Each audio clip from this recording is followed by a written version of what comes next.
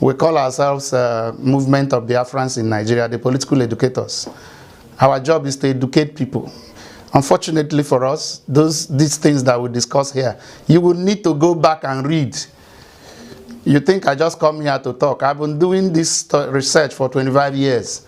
So it's not, when you listen to a 30 minutes broadcast, you think that's all it provides. No, you will also need to go and do research. Biafrans are intellectually minded people. Biafrans are brilliant people.